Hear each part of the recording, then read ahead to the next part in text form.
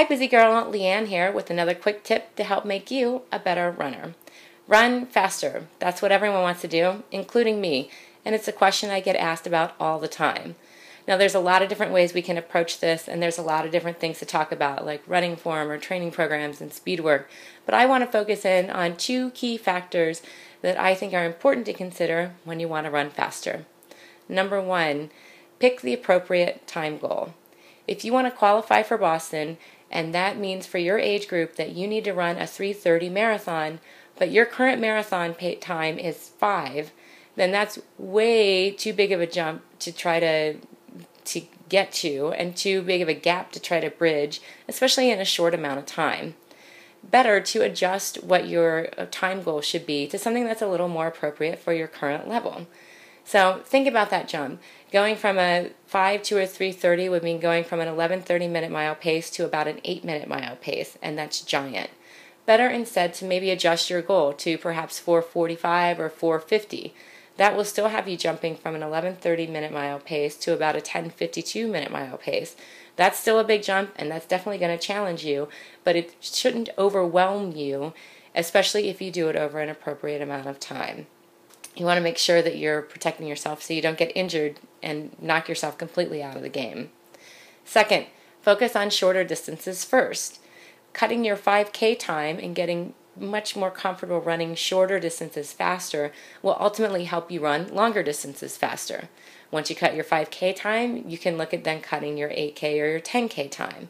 And if you're training for a longer race, like a half marathon or a full marathon, and you have a good base, then you can start to introduce speed work into your training program. I love speed work, and I always incorporate it into my programs, and I do two main kinds. I do tempo runs and I do interval training. I feel like this helps to mix up what I'm doing, and it also gets me used to running faster.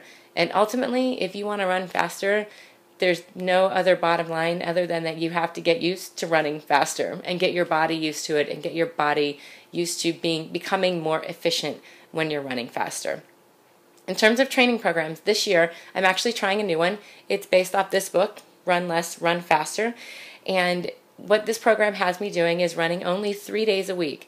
But they are very specific runs, and they are hard. And on my non-running days, I focus on non-impact cross-training activities like swimming and biking and strength training. So what's interesting about this program is not only that you run less, but also how specific it is.